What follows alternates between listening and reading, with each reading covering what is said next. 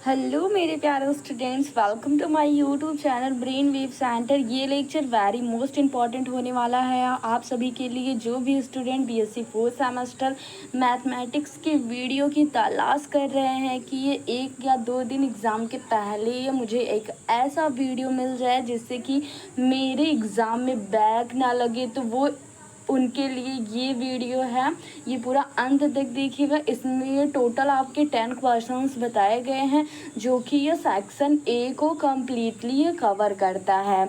तो जिन भी स्टूडेंट ने अभी तक मैकेनिक्स का कुछ ए बी सी डी कुछ भी नहीं पढ़ा हुआ है तो वो एटलीस्ट ये 10 क्वेश्चन तो रट कर जाएंगे एग्ज़ाम में, क्योंकि अगर आपने कुछ भी अभी तक मैकेनिक्स का नहीं पढ़ा है तो ये 10 क्वेश्चन आपके लिए ब्रह्मास्त्र होने वाले हैं। क्योंकि ये 10 क्वेश्चन वो वेरी शॉर्ट क्वेश्चन है जिसमें कि ये 5 नंबर आपके ये 5 क्वेश्चन एग्ज़ाम में आते हैं, यानी कि वेरी शॉर्ट के आपके 5 क्वेश्चन टोटल एग्ज़ाम में आते हैं। तो आप 5 के 5 क्वेश्चन इस 10 क्वेश्चन में से ही आएंगे, तो वो आप लोग कंप्लीट कर सकते हैं।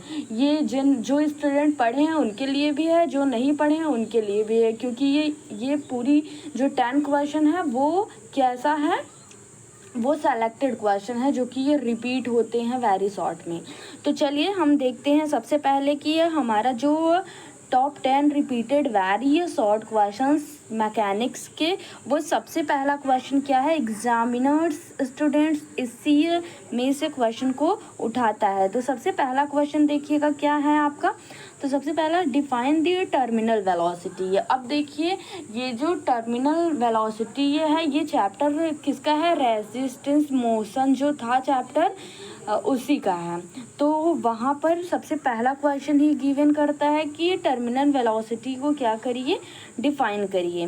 तो आंसर क्या लिखेंगे हम लोग, when a particle fall vertically या downward under gravity resisting medium में जब कोई भी पार्टिकल क्या करता है, वर्टिकली या डाउनवर्ड डायरेक्शन में फॉल करता है तो अ स्टेज इज रीच्ड, तो एक ऐसे स्टेज पर पहुंच जाता है व्हेन जहां the downward gravitational force is equals the upward resisting force, जो कि ये डाउनवर्ड का जो ग्रेविटेशनल फोर्स है और अपवर्ड का जो रेजिस्टिंग फोर्स है वो दोनों क्या हो जाते हैं, इक्वल्स हो जाते हैं at this point.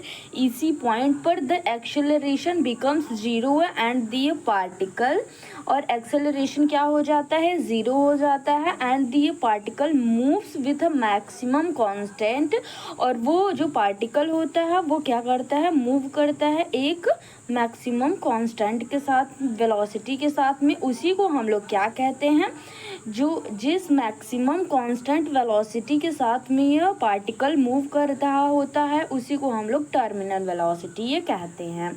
I hope student समझ में आ गया होगा कि टर्मिनल वेलोसिटी किसे कहते हैं।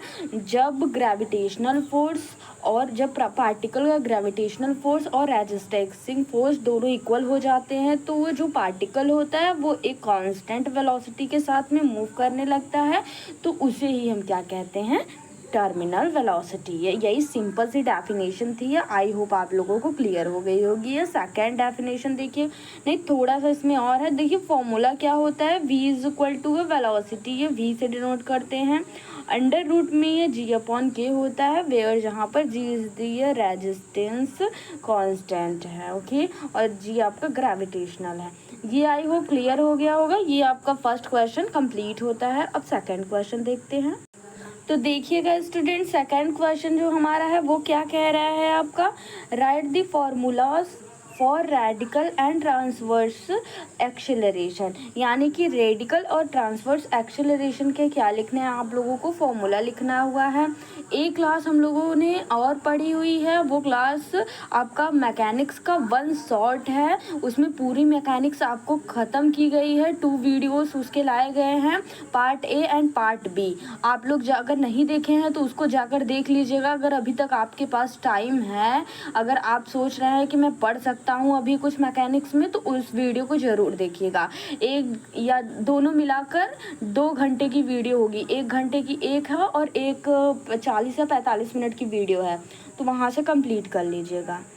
तो यहाँ से देखिएगा, उसमें बताया गया है सारी चीज़ें अच्छे से। तो ये जो आंसर हम लिखेंगे, पहले तो रेडिकल एक्सेलरेशन के लिए, जिसको हम AR से डिनोट करते हैं, इसका फॉर्मूला क्या होता है, d2r/dt स्क्वायर माइनस का r d θ/dt का होल ऑफ द स्क्वायर। इसको इस तरीके से भी हम लोग लिख सकते हैं, r double dot minus r theta dot का स्क्वायर। ये आपका रेडिकल एक्सेलरेशन है। अब ट्रांसवर्स एक्सेलरेशन देखिएगा क्या होता है, इसको a थीटा से डिनोट करते हैं, 1/r/d/dt ब्रैकेट में क्या हो जाएगा अपन r square and d θ/dt हो जाएगा। या तो इसको किस फॉर्म में लिख सकते हैं, r थीटा डबल डैश या फिर radical plus 2r dash double dash. Okay, sorry, एक ही डैश है, 2r का डैश एंड थीटा का डैश नहीं है, रेडिकल है या फिर डॉट कह लीजिए।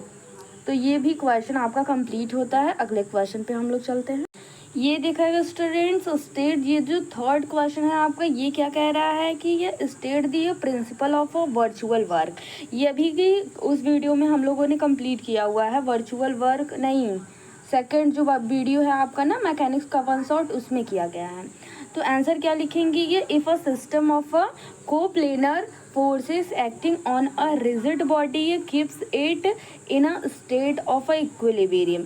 यानी कि जब कोई भी सिस्टम पर कोप्लेनर फोर्स एक्ट कर रहा हो ऑन अ रिजिड बॉडी, और जो रिजिड बॉडी होती है वो क्या रखती है, in a state of a equilibrium, वो कैसी रहती है, एक इक्विलिब्रियम में रहती है। देन तब the total virtual work done by, जो टोटल वर्चुअल वर्क होगा वो डन किया जाएगा, यानी कि किया जाएगा these forces during any small virtual displacement. किसी स्मॉल वर्चुअल डिस्प्लेसमेंट में ये जो वो फोर्सेस होंगी ये वो एक्ट करेंगी और ये इक्विलिब्रियम में होंगी। तो consistence with the constants of the system is zero. तो यहाँ पर क्या हो जाएगा, पूरा जो डिस्प्लेसमेंट हो जाएगा वो ज़ीरो के इक्वल हो जाएगा। तो मैथमेटिकली ये फॉर्म में देखिएगा, तो सिग्मा FI डॉट या फिर इनटू लैम्डा RI, जहाँ पर आपका ये किसके इक्वल हो जाएगा, ज़ीरो के इक्वल हो जाएगा। या फिर आप लिख सकते हैं lambda W is equal to zero. ये क्या है, डिस्प्लेसमेंट को रिप्रेजेंट कर रहा है। ओके, ये फोर्स है आपका। तो ये डिस्प्लेसमेंट का फॉर्मूला हो गया F into del r is equal to zero. ये पूरी डिस्प्लेसमेंट वर्चुअल डिस्प्लेसमेंट है, वो किसके इक्वल हो जाएगी, ज़ीरो को। यहाँ से हम लोगों ने पढ़ा हुआ। तो ये भी क्वेश्चन आपका कंप्लीट होता है, छोटा छोटा क्वेश्चन है। तो देखिए फोर्थ क्वेश्चन क्या गिवन है आपका, वो देखते हैं हम लोग। Defines and apsidal distance in central orbit, यानी कि एप्स डिस्टेंस क्या होता है और एप्सिडल डिस्टेंस क्या होता है सेंट्रल ऑर्बिट में, वो डिफाइन करना है। तो आंसर क्या लिखेंगे, an apse is a point on a central orbit at which the radius vector draw from the centre of force has a maximum और मिनिमम वैल्यू। क्या होता है, एक पॉइंट होता है सेंट्रल ऑर्बिट पर जहाँ पर जो रेडियस वेक्टर ड्रॉ किया जाता है वो सेंट्रल ऑफ फोर्स हैज़, या तो सेंटर ऑफ वो जो पॉइंट होता है वो कैसा रखता है, सेंटर ऑफ फोर्स को या तो मैक्सिमम रखता है या फिर मिनिमम वैल्यूज रखता है। The length of the radius vector at this point is called the apsidal distance। और इसी जो रेडियस वेक्टर पर पॉइंट, जो रेडियस वेक्टर है और जो पॉइंट से रेडियस वेक्टर है, इसी पॉइंट को हम लोग क्या कहते हैं, एप्सियल डिस्टेंस कहते हैं। इसको हम कंडीशन क्या है, at an apsidal du/d is equal to zero के इक्वल होगा। समझ में आ गया, यही को क्या कहा जाता है, एप्सिडल डिस्टेंस कहा जाता है। फिफ्थ क्वेश्चन देखिएगा स्टूडेंट्स, क्या है आपका, तो यहाँ से write the differential equation of a central orbit in pedal form. Pedal form में आपको differential equation central force orbit का आपको लिखना है। तो यहाँ से हम लोग क्या करेंगे, देखिएगा आंसर लिखने के बाद हम लोग डालेंगे यहाँ पर the differential equation of a centre orbit in pedal form p minus r. अब देखिए पैडल फॉर्म में क्या होता है, p और r के फॉर्म में जो भी गिवन होगा इक्वेशन उसको हम पैडल फॉर्म में कहेंगे, और जो r और थीटा के फॉर्म में होता है इक्वेशन उसको हम पोलर फॉर्म कहते हैं। तो ये सभी चीज़ें दी गई हैं। यहाँ से देखिएगा इसका फॉर्मूला जो है वो क्या है, p is equal to h का स्क्वायर अपॉन में एच का cube d p upon d r होता है। यही हमें लिखना था। कंप्लीट होता है ये भी क्वेश्चन आपका। यहाँ पर देखिएगा वेयर, यहाँ से देखिएगा ये थोड़ा बच गया था, तो where p is the central force per unit mass and h is the constant representing twice the areal velocity. h क्या है आपका, एरियल वेलोसिटी का ट्वाइस है। ये कंप्लीट हुआ। अब देखिएगा 6 क्वेश्चन जो है, state Hooke's law for elastic strings के लिए, यानी कि कोई भी रस्सी हो गया उसके लिए हमें क्या फाइंड आउट करना है, हुक्स लॉ को हमें लिखना है। तो Hooke's law state that, Hooke's law कहता है कि द टेंशन T, जो टेंशन हम किससे रिप्रेजेंट करते हैं, T से, ये produce in a stretched elastic string, जो कि स्ट्रेच्ड इलास्टिक स्टिच होता है। जैसे कि हम कोई भी रस्सी हो गया दोनों ओर से खींचते हैं तो उसमें क्या एक प्रोड्यूस होता है, टेंसर प्रोड्यूस होता है, क्योंकि वो दोनों तरफ से स्ट्रेच्ड किया गया है। तो वही कहा रहा है, is directly proportional to the extension x of the string beyond its natural length and inversely proportional to the natural length l के। तो ये इसके डायरेक्टली एंड इन्वर्सली प्रोपोर्शनल होता है। तो यहाँ से देखिएगा फॉर्मूला T यानी कि टेंशन, लैम्डा x अपॉन, यानी कि प्रोपोर्शनैलिटी ये कांस्टेंट हटेगा तो लैम्डा आएगा, यानी T डायरेक्टली प्रोपोर्शनल होता है x अपॉन T के, जहाँ पर x क्या है आपका एक्सटेंशन है और L जो है वो नेचुरल लेंथ है आपका, ये L होगा। तो अगर प्रोपोर्शनैलिटी ये हटेगा तो यहाँ पर ये किसके इक्वल हो जाएगा, लैम्डा के, where lambda is the module of elasticity, या फिर कह सकते हैं प्रोपोर्शनैलिटी ये कांस्टेंट। ये भी क्वेश्चन आपका क्लियर होता है स्टूडेंट्स। अगले क्वेश्चन पर बढ़ते हैं। तो यहाँ से देखिएगा जो 7th क्वेश्चन है, right the mathematical condition for a stable and unstable equilibrium. हमें क्या लिखना है, स्टेबल और अनस्टेबल कंडीशन को लिखना है मैथमेटिकल फॉर्म में। तो आंसर क्या हो जाएगा, if Z represent the vertical height of the centre of gravity, यानी किसी सेंटर ऑफ ग्रेविटी की जो हाइट होती है उसको हम लोगों ने जेड से रिप्रेजेंट किया हुआ है। सी जी का मतलब ही होता है centre of gravity of a body, किसी भी बॉडी का, expressed is the function of an angle theta. हम लोग किससे रिप्रेजेंट करते हैं, angle of a theta. Then तब एट इक्विलिब्रियम पोजीशन वेयर, जहाँ पर किसी इक्विलिब्रियम पोजीशन पर जहाँ पर d z upon d theta किसके इक्वल हो जाएगा, 0 के इक्वल हो जाएगा। अब देखिएगा अगर कोई इक्विलिब्रियम या फिर स्टेबल कह रहा है ना, तो स्टेबल कैसे हो गया, यानी कि इक्विलिब्रियम पोजीशन पर कैसे हो गया। मान लीजिए कोई भी एक क्या है, कोई भी गेंद है उसको हल्का सा हम लोग टच करेंगे तो वो अगर पुनः अपनी जो मूल अवस्था थी उसी में आ जाएगी, तो उसको हम क्या कहेंगे कि ये स्टेबल स्टेट में है। और अगर मान लीजिए पेंसिल है, कोई भी पेंसिल हम लोगों ने ले लिया हुआ है, उसको खड़ा करेंगे, अगर उसको वर्टिकली खड़ा करेंगे तो उसको छोड़ने के बाद वो डायरेक्ट क्या हो जाता है, गिर जाता है, अपनी मूल अवस्था में वापस नहीं आ सकता है, तो उसको हम अनस्टेबल वो कहेंगे, फॉर्म कहेंगे। तो यही होता है, क्योंकि हल्का सा टिल्ड करने पर जो कोई भी पार्टिकल वस्तु अपनी पुनः अवस्था में आ जाता है तो उसको हम क्या कहते हैं, स्टेबल। और हल्का सा टिल्ड करने के बाद वो काफ़ी ज़्यादा चेंज हो जाता है, वो पुनः अवस्था में नहीं आ पाता है, तो उसको हम लोग क्या कह देते हैं, ये इक्विलिब्रियम पोजीशन में नहीं है। यही सिंपल सी थी। अब देखिएगा कंडीशन क्या थी मैथमेटिकल की, स्टेबल इक्विलिब्रियम इफ यदि ये d2 है z अपॉन डी थीटा का स्क्वायर ग्रेटर होगा 0 से, यानी कि पॉजिटिव वैल्यू देगा तो वो स्टेबल इक्विलिब्रियम कहलाएगा, अगर नेगेटिव वैल्यू देगा तो वो अनस्टेबल इक्विलिब्रियम कहलाएगा। और क्या देगा, जब हम d2 z upon d theta का स्क्वायर जब सेकेंड डिफरेंशियल इक्वेशन निकालेंगे, या जब वो जीरो से बड़ा आएगा तो स्टेबल हो जाएगा, यानी कि पॉजिटिव आएगा तो स्टेबल हो जाएगा, और नेगेटिव आएगा तो क्या हो जाएगा, अनस्टेबल हो जाएगा। तो ये भी क्वेश्चन स्टूडेंट्स आपके कंप्लीट होते हैं, ये सभी काफ़ी मोस्ट इम्पॉर्टेंट हैं।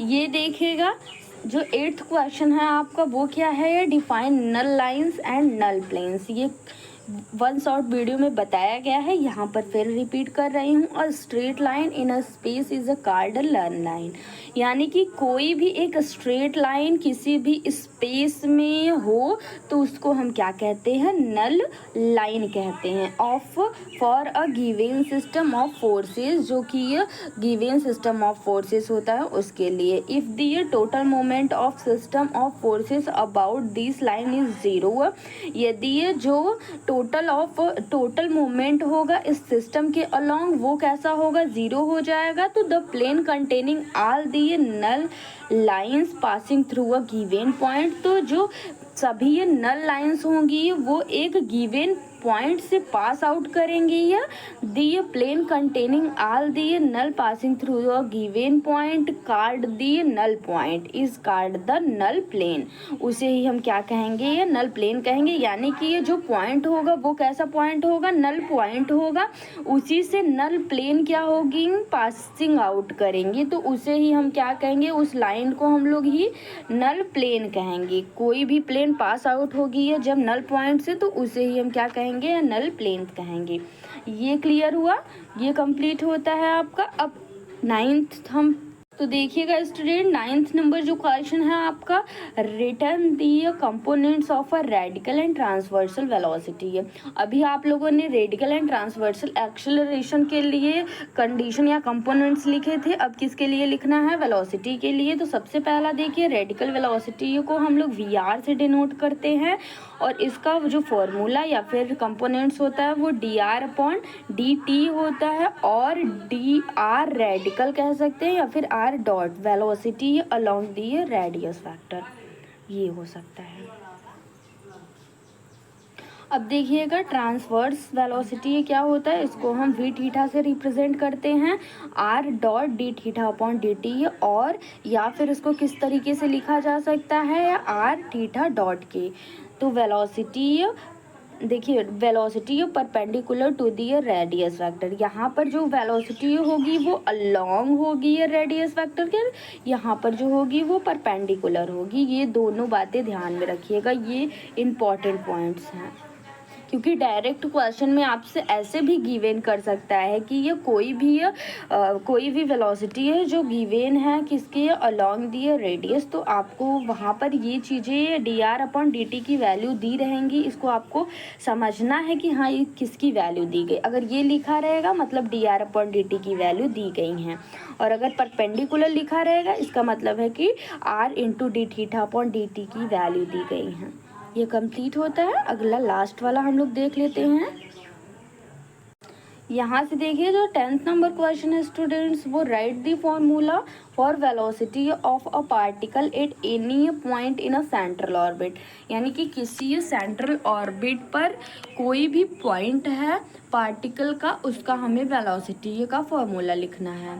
तो देखिएगा आंसर हम लोग क्या लिखेंगे कि दी वेलोसिटी वी, हम लोगों ने लेट किया हुआ है कि वेलोसिटी वी है ऑफ अ पार्टिकल, किसी भी पार्टिकल का at any point in a central orbit, किसी सेंट्रल ऑर्बिट के किसी पॉइंट पर जो पार्टिकल की वेलोसिटी है वो वी है, can be expressed in two term, हम टू टर्म में एक्सप्रेस कर सकते हैं, एक पोलर फॉर्म में और एक आपका पैडल फॉर्म में। पोलर फॉर्म क्या होता है, जो कि ये आर अपॉन थीटा के फॉर्म में हो। तो यहाँ से देखिए v square is equal to h square bracket में यू यू प्लस क्या हो जाएगा, d u upon d theta के फॉर्म में है, तो ये थीटा जहाँ पर दिखा वो पोलर फॉर्म हो जाएगा, होल ऑफ द स्क्वायर। और पी जहाँ पर दिखा वो कैसा हो जाएगा आपका, पी और आर होता है, तो आर दोनों में कैंसिल, मतलब सेम है, तो हम कहाँ से फाइंड आउट करेंगे, थीटा और पी से। जहाँ पर थीटा होगा वो आपका पोलर हो जाएगा, जहाँ पर पी हो जाएगा वो पैडल हो जाएगा। तो v is equal to h upon p, ये पैडल फॉर्म का वेलोसिटी या फॉर्मूला है किसी ये पॉइंट पर। तो आई होप स्टूडेंट ये 10 के 10 क्वेश्चन आप लोगों को अच्छे से समझ में आए होंगे। ये पूरा क्वेश्चन आप लोग एग्जाम में ज़रूर से करके जाइए, क्योंकि इसी में से ये फंसने वाला है आपका क्वेश्चन।